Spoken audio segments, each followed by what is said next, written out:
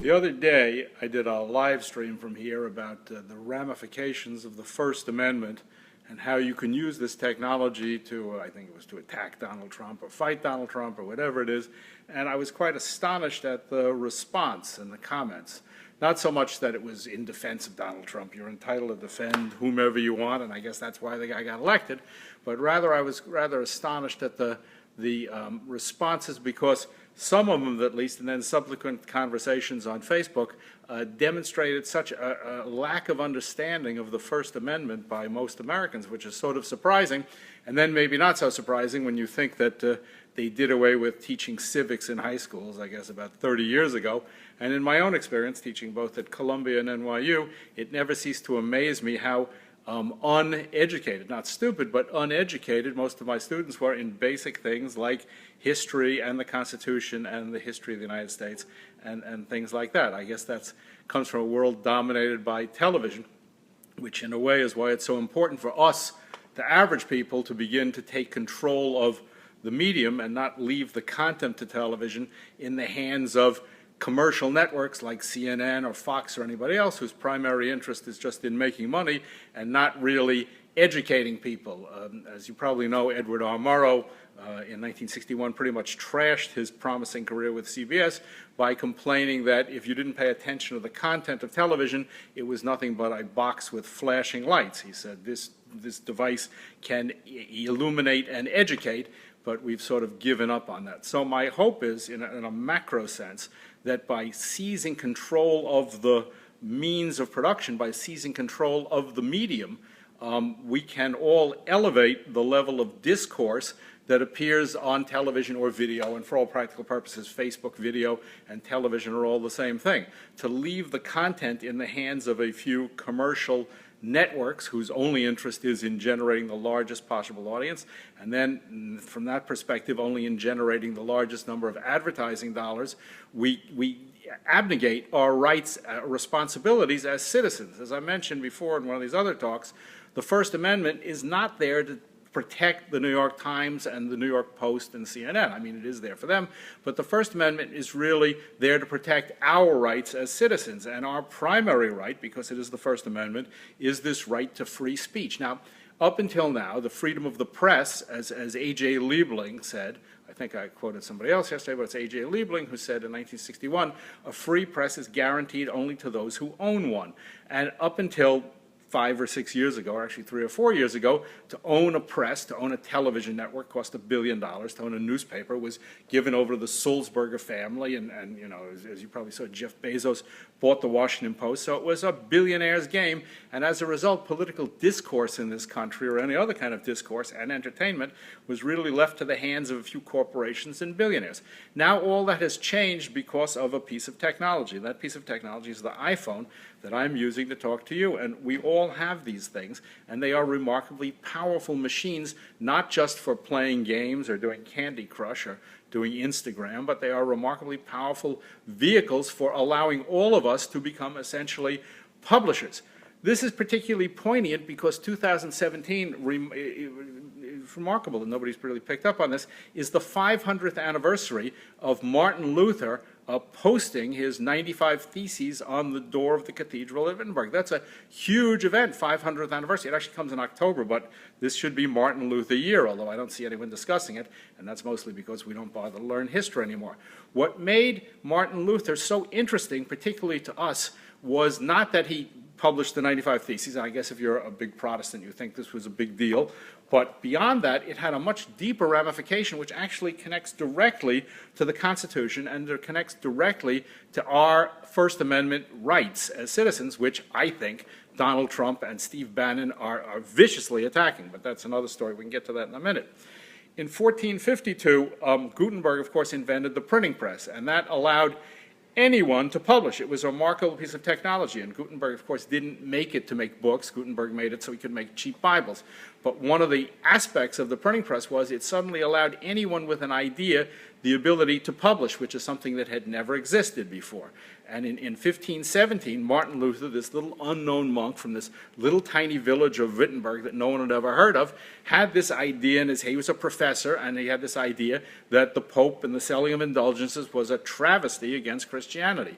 And there are other people that had the idea before, but Luther was the first one to marry this idea to this new piece of technology, the printing press. You can think of it as the iPhone of the 15th century or the 16th century.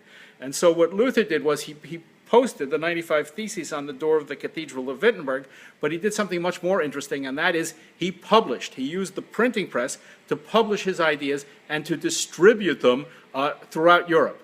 And so for the first time, people didn't have to go to Wittenberg to hear him speak or to go to the door of the cathedral and read the 95 Theses. All they had to do was get a copy of his books. He published books and pamphlets and began to distribute them. Of course, this was contraband, and it was illegal in most countries. And if you actually, if you saw Henry VIII, the TV series on PBS, you saw that Anne Boleyn gave Henry VIII a secret copy of Martin Luther's books. But Luther was a nothing. He was a tiny little nothing monk in a little tiny village in Germany that no one had ever heard of, but he had an idea, and marrying his idea to the printing press allowed him to broadcast, to distribute. Well, these iPhones, these are the Gutenberg's printing press of the 21st century. They allow all of us to become Martin Luthers. I mean, you have to have some passionate thing you care about.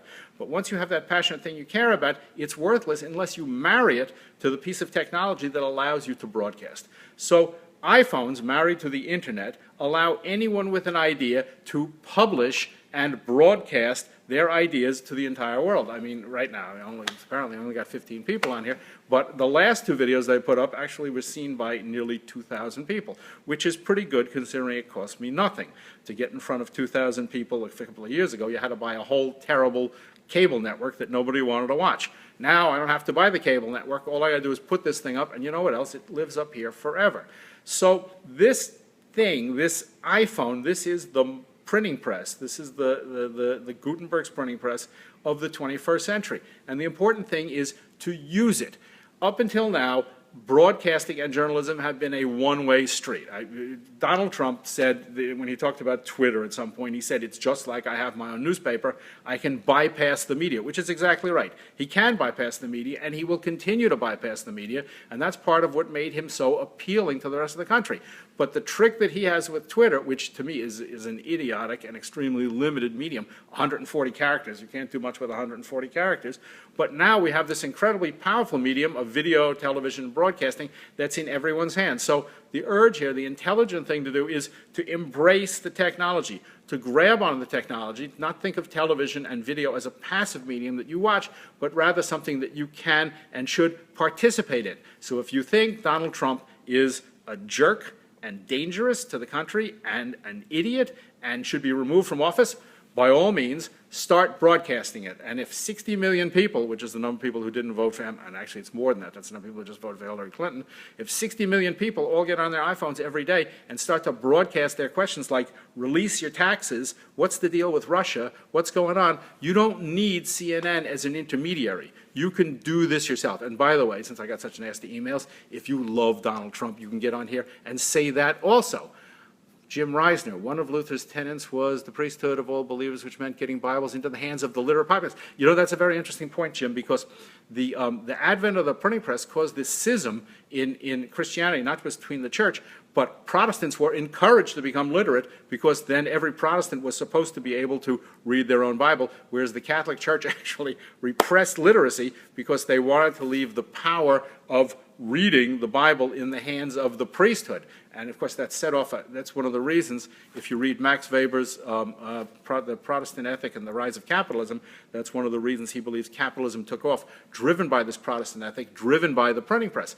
The final step in this thing is that the people who wrote the Constitution in 1789 were the descendants of the Martin Luther Revolution. In other words, this opening up of the process, the intellectual process, and the ability to share your ideas was the basis of the Protestant Reformation, was the basis of really the Renaissance in Europe and the Enlightenment.